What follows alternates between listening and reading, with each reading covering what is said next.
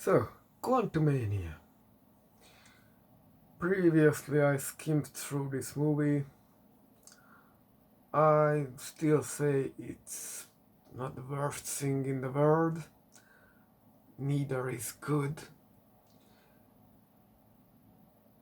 The dialogue and the humor is cringe, so that's a serious problem. And the visuals I vomit inducing is just, I'm not sure what am I looking at. It's overcrowded, colorful. It's like one of those very young kids animations. A lot of bright colors, zero story, very cringe. And Cassie, the daughter, who for some reason is now have a suit, and her mother and stepfather are somehow not interested in her whole life, despite getting arrested for protesting and such stuff. Not a good actress. Nah, sorry. Then there is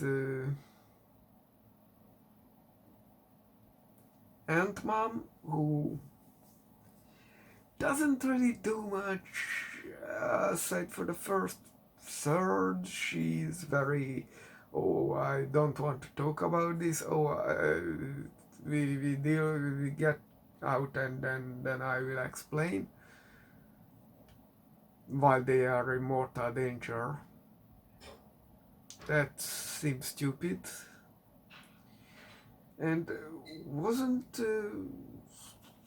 Father Michael Douglas supposed to die in this one? I thought there was a deal that he wants to die in this one. You know, who knows? Whatever. The real good thing is this whole quantum realm is only restricted to the Ant-Man brand, so hopefully it won't come back very often.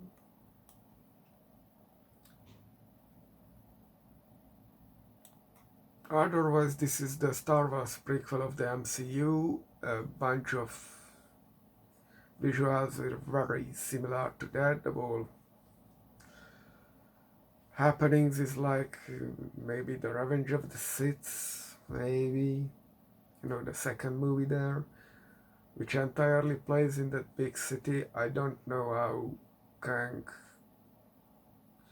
built the entire empire down there, but the power source he's using is miles away from the city, despite allegedly just used some, you know, those crock thingies you put on the batteries to siphon energy from them.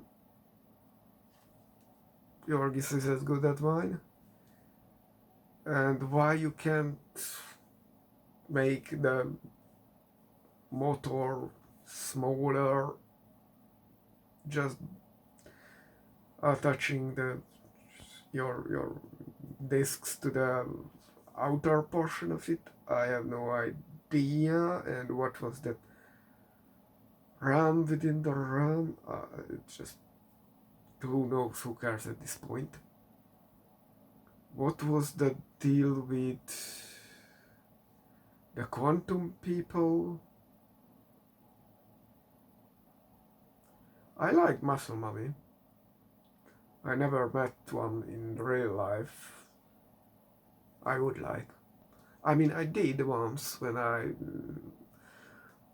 tried to be a prison guard, and one of the, you know, people who were recruiting us was a woman. These big muscles. She was like 1 meter 60 at best. maybe smaller. Anyway, back to the show.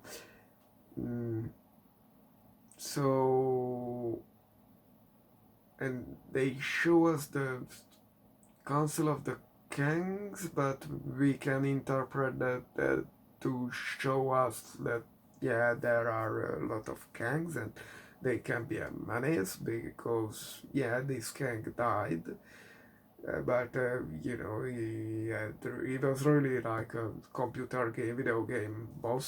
So the outer portion is the Zergs, then stronger and stronger units inside, and in the middle, the boss, who is the most powerful.